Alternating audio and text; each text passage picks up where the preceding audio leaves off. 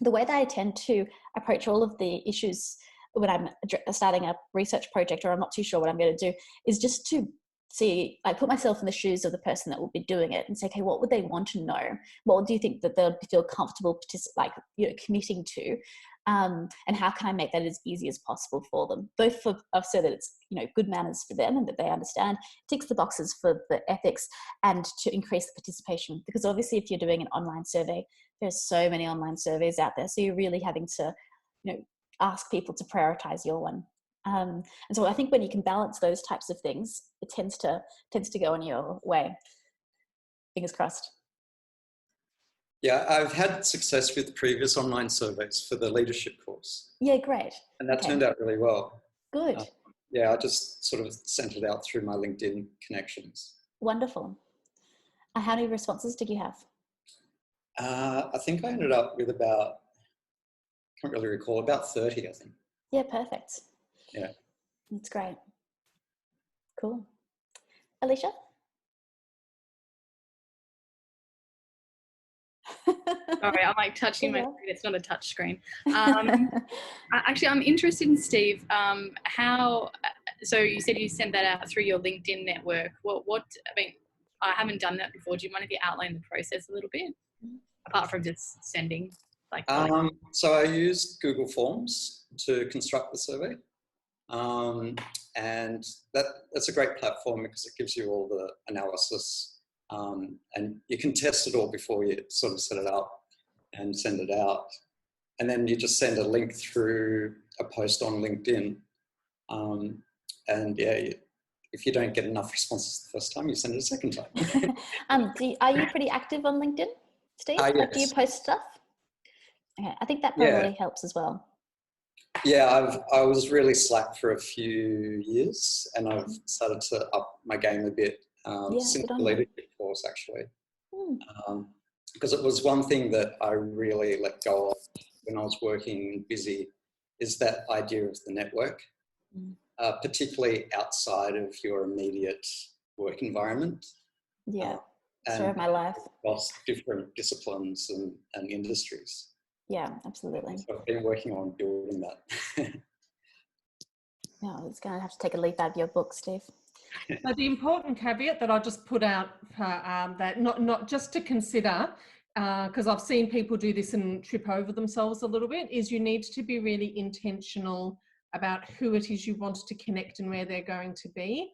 I had one young designer who I'm mentoring do a project on how people use op shops, but she wanted to know why, and there's this big problem about people basically delivering junk and stuff that op shops just needs to put straight into dumpsters. But she put it into op shop enthusiasts groups, and they're usually not the people who send junk. So she hadn't kind of considered who she needed to speak to and where they cohabited online. So she got over 300 really deep, rich responses that were completely irrelevant to her research. And no one who she was looking for. So we kind of pivoted away and then did another survey to the Maori Kondo groups on Facebook, and boom, she actually got all the people that she wanted to sort of speak to. So just have some intention about who you're reaching out to and where you'll find them. Yeah, great advice. Cool. It's recording now. We're all in the clear. Yay. Abdiba, how are you going with yours?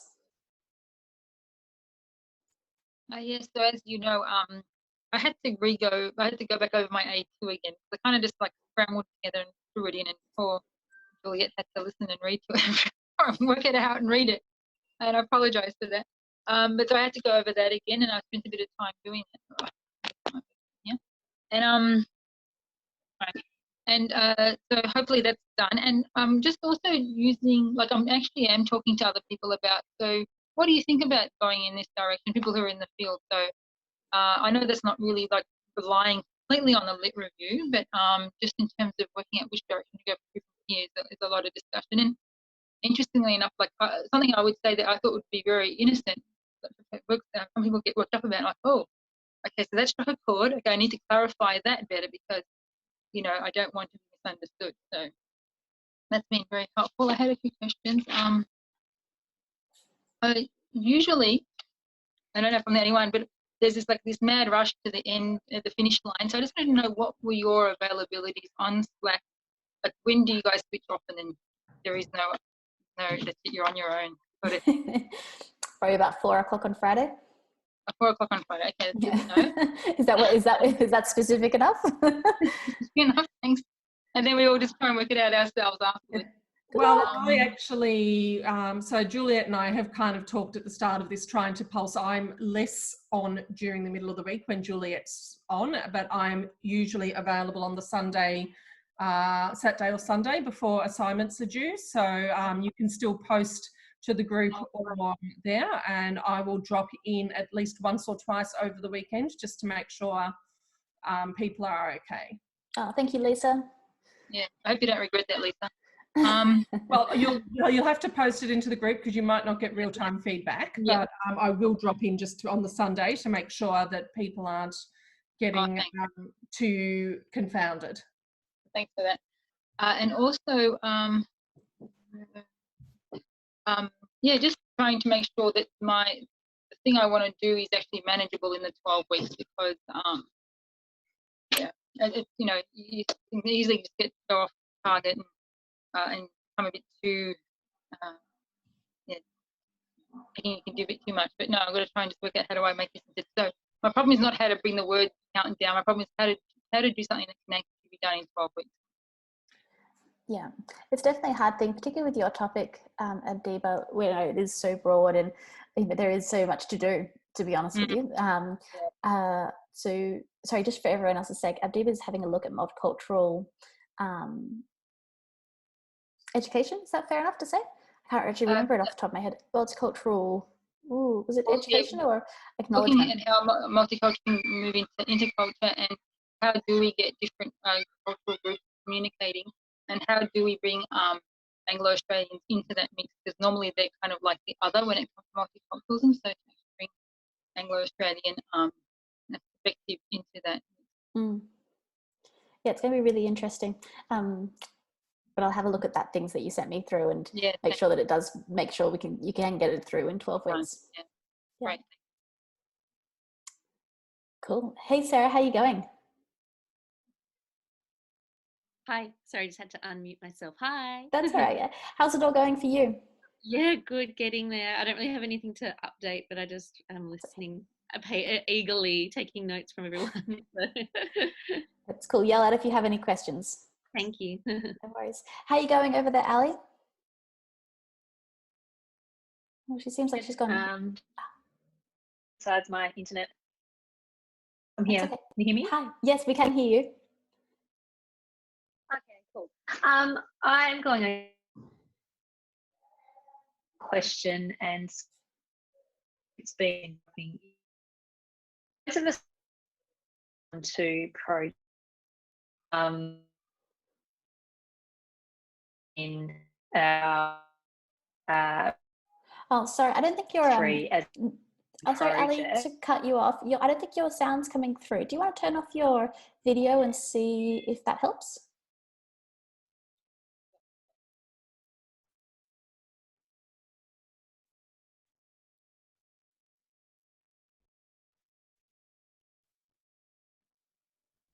Is that better?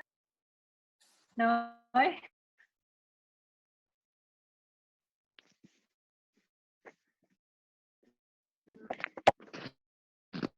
You can also pop stuff up into the group chat if people are having trouble with bandwidth. I know this is a bad time of night when the whole neighbourhood gets on net. Yeah, is that any better? Oh, it is. Oh, great. Sorry.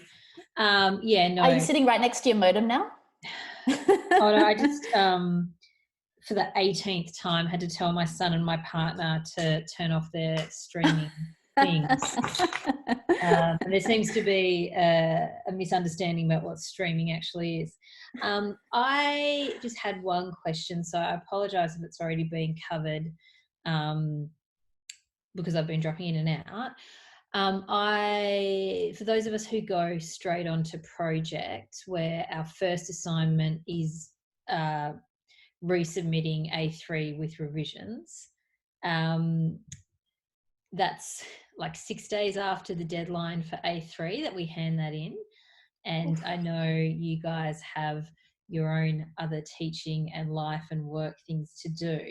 And I'm not sure if this is more of a question for you or a question for Marius, but like, is there any opportunity to get feedback on our proposals before we revise and hand them in 6 days after the deadline for this one? Yeah, look, let's, thanks for letting me know that. I wasn't aware that the turnaround is going to be quite so tight. I think, so there's a couple of options here. I will definitely talk to Marius and Lisa about it, about perhaps giving you extra time in order to turn this around so that you get to get the feedback from us. The other thing is that we can find out those students that it affects, and Lisa and I can prioritize those students and push those marks through earlier. So just to note, in about 5 minutes time, Marius is going to hop into this group with the rest of the people starting off projects to talk about that segue, so we can also check with him there. But certainly Juliet and I will work with Marius and prioritise those students to make sure that you actually are set up to do what you need to do for your project. Great, Absolutely. excellent. Yeah, that was really my only query. Perfect. All right.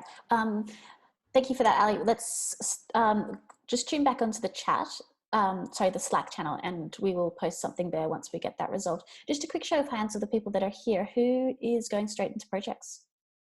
1, 2, 3, 4, 5. All right.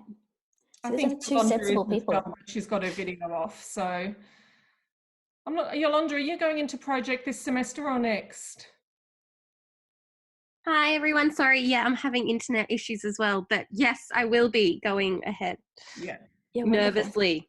Do you have any questions about this project that you're currently doing that you think would pertain to the rest of the group?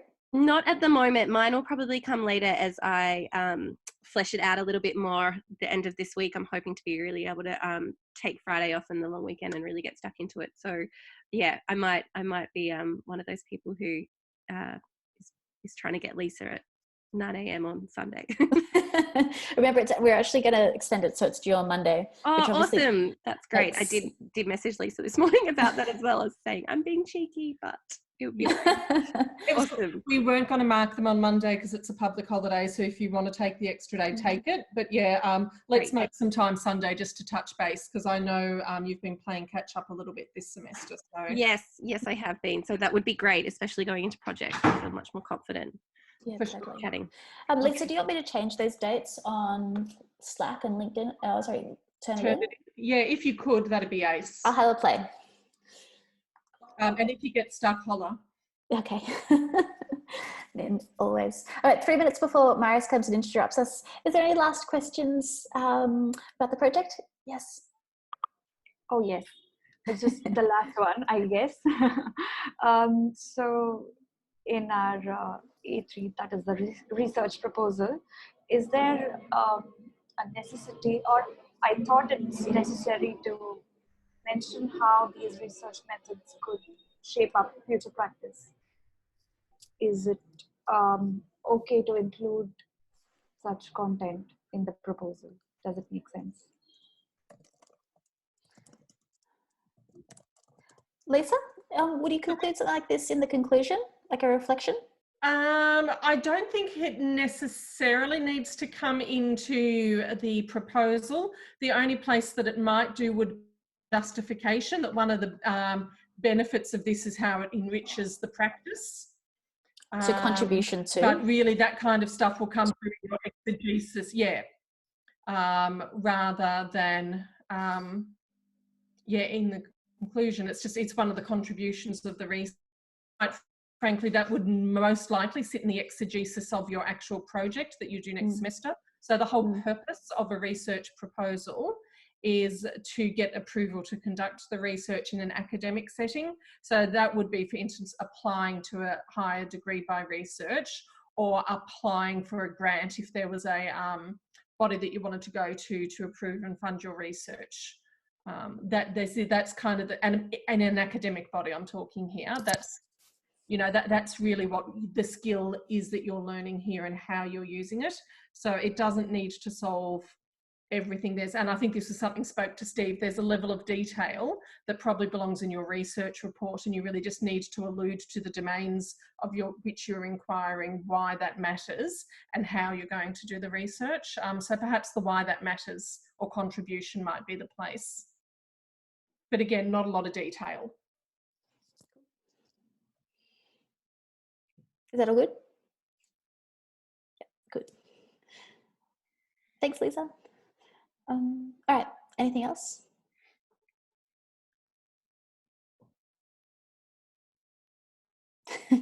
I think we just made Yolanda very happy.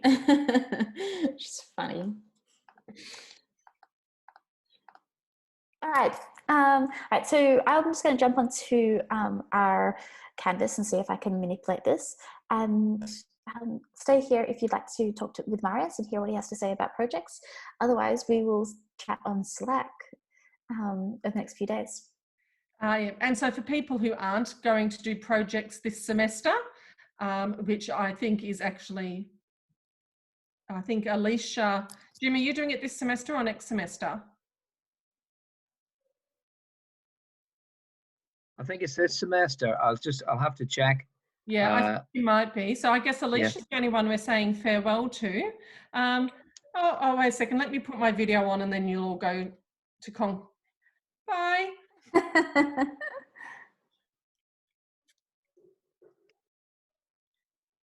So sorry, does that mean that only those that have got projects next semester stay on? Because I don't have projects next semester either. You don't have to stay on them. Okay, well, but I can if I want to, right? No, so this one is really the kickoff for the projects one. So Marius has asked only the people who are actually going to be doing the project this semester stay on for this chat. No problem. Okay. Yeah. Bye-bye. Bye.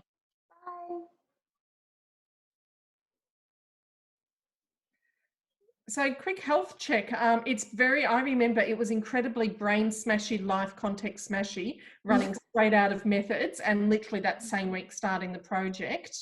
I've got Marius back. How have people had the chance to think about how they're going to give themselves that time to emotionally reset?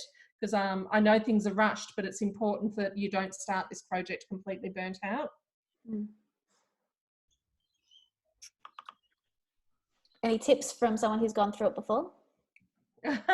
I didn't, and I burnt out. I got to June and I was a crumbled, messed heap of a broken human being. So it doesn't have to be a lot, but I think it's kind of giving yourself, and we've spoken to this to a few people in my individual treat groups, is how do you just designate spaces where you will be working on it and set a boundary around that. It's called containering. If you're not used to doing this, it's actually a really good idea to physically write it down and have that visual prompt in front of you that just says Tuesday is my day off to be with my family and we're going to go to the half-price movie or whatever the thing is, or Thursday trivia night with my mates or whatever, just making sure that you quarantine some time for whatever it is that recharges you. For me, it's really quite simple. It's like half a day going for a walk along the beach and I'm just a new human again. So if you haven't yet figured out what your thing is, I really encourage you to find your thing so that you don't have the experience I had. Absolutely. Yeah. Very good advice, Lisa. that was just the sad lessons of someone who's been there. That's right. We'll call you in halfway through. Just remember your mindfulness. All I can say is dig deep into that because it will serve you well. Wellness officer.